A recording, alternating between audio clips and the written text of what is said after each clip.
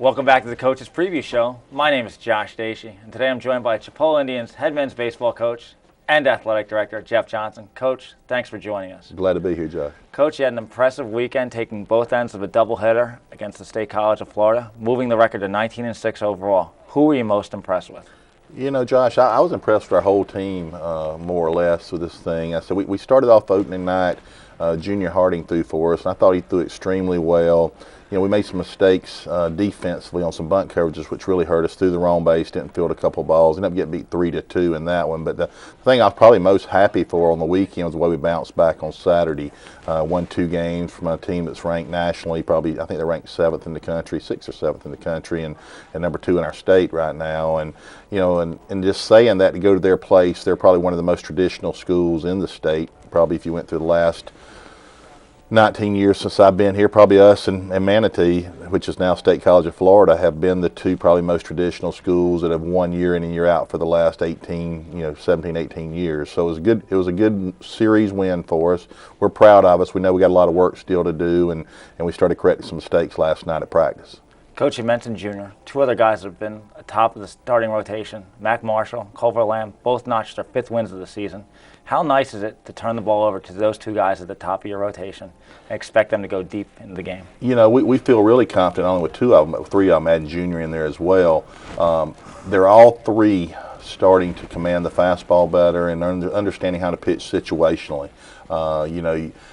Mac has great stuff. You know, he gets all the headlines out there with, being drafted and this, that, and the other, going to LSU and all that. So, he gets all the headlines, but you got a guy like Culver Lamb who comes in, and Culver's a kid who competes very well, commands the ball very well, very receptive to learning, and holds runners, does all the little things you ask someone to do. And then you got Junior, who's got, throws the ball up 96, 97 mile an hour, who's starting to learn to command the ball and pitch situationally and throwing a good breaking ball now as changeup's coming around. So, I feel comfortable with our 3 starters right now. We really got to do a better job and get more confident in our bullpen and figure out exactly where we're going with our bullpen. Coach, let's talk about your bullpen.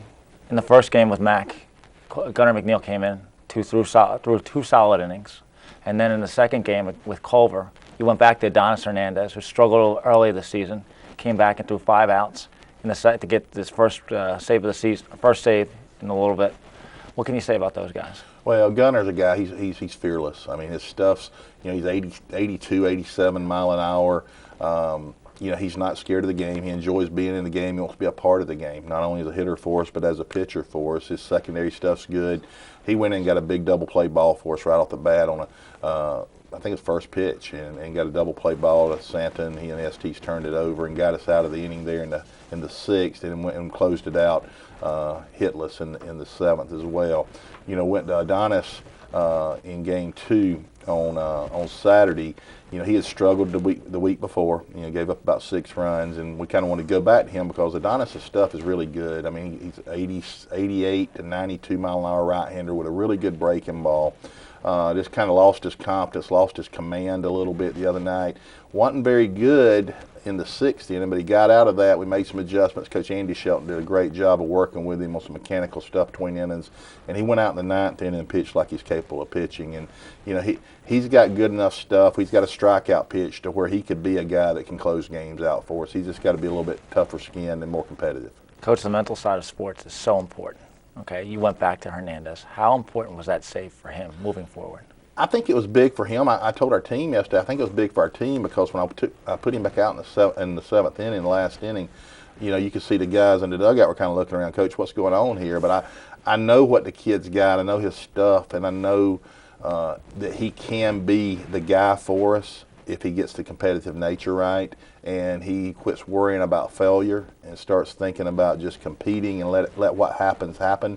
And we need Adonis to be good for us to be a good team down the road. How important is it for the Indians to have 2 guys like Gunnar and Adonis in the back end of that rotation? Well, that's good. And there's some other guys in there too. Addison Reed's a guy who closed for us in the fall, and hopefully he'll get rolling like he's supposed to do and get throwing as well because the bullpen is a thing that you really got to have. They're very, very, very important in these 9-inning ball games. And you pitch count your starters, so somebody's got to finish the game for you. And so that's the big key for us right now. Just seeing how all the pieces fit, who's going to be, who's going to be the guy that bridges the game, who's going to be the long relievers, who's going to be the short relievers, and hopefully we'll have a list of 4 or 5 of those guys here before we start conference on Friday. Coach, over the past couple of weeks, you've used Ryan McCullers and Tyler Biggs behind the plate. Biggs had a pretty big game for you on Saturday. 2 RBIs, 2 hits. How much has his development come along since the beginning of the season? Well, Tyler was our starting catcher in the fall. We caught he and Jackie Miles, and they mostly were the guys that caught in the fall. And Tyler was our 3-hole hitter and swung it really well in the fall. He struggled a little bit with the bat in the spring, and I think the bat has kind of affected his defense, so to speak. It's good to see him starting to play like he's capable of playing now, because he's a big guy. And as far as our lineup stretching and having 9 guys who you feel comfortable in at the plate, defensively now he's starting to get some hits. It seems like that defense is starting to come around. Sometimes that's contagious a little bit. So, hopefully he starts catching it. He's got a very good arm behind the plate. He just got to get to playing well and quit thinking about things so much, and again, like I said earlier, compete and let the outcome take care of itself. Ryan McCullers is probably our best defensive catcher. He catches the ball very well. He blocks the ball very well. He's got to keep continuing. He's gotten better with his throwing, quickening his throwing release up and throwing the ball well now. Just got to continue to improve on his offensive game. Coach, we talk about Laz Rivera every time we meet. He's had a great season. Who are some of the other guys that have started to step up for you? Well, Laz is easy to talk about because he does what you ask him to do, and he believes in the guys that are coaching him, and he works extremely hard and just a great attitude with great aptitude. Kevin Santa's starting to play well for us. His consistency needs to get better, but I think he's starting to get defensively, starting to get around balls better and do things. We're getting JSTs back, which is big for us. Gunner's swinging the bat well. Down the end of the lineup a little bit, Andrew DeLocke had a big hit for us this weekend, a 2 RBI hit that ended up being the game-winning hit for us in Game 2. So he's starting to swing it well as well. And hopefully Colin Harris and those guys, Jackie Miles, those guys get rolling as well. Because we need, as I said earlier, I feel pretty confident our first 5 guys, we got to get 6, 7, 8, and 9 swinging a little better for us. Coach, this week kicks off the non-conference play. Finishes off non-conference and gets right into conference. Northwest is 18-5 overall. What can you say about Doug Martin's team? Well, Doug does a great job with those guys, and they've got a bunch of sophomores returning. And anytime in our league, it's a proven fact that you got sophomores returning, those teams are very successful. They went up to Shelton State and swept those guys in Tuscaloosa this weekend, which says a lot because they've got really good pitching up there. And it'll be a war for us here on Friday, and then we got Saturday and Monday, a 3-game set. I hope we get a good crowd out here on Friday night. We moved these Friday games to night games again because last year we went back to a Friday night game. We had great attendance and a good atmosphere. So hopefully that'll happen again this weekend. We know they're going to come in and be ready to play. Hopefully we're ready to match their intensity level and their play. Who are some of the other teams you're playing this week leading up to conference?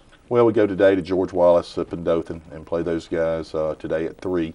And then tomorrow we're going down to Gulf Coast and we play Vincennes University and Lake County. 2 northern teams are in at Gulf Coast. And then we'll practice Wednesday and Thursday if the weather permitting.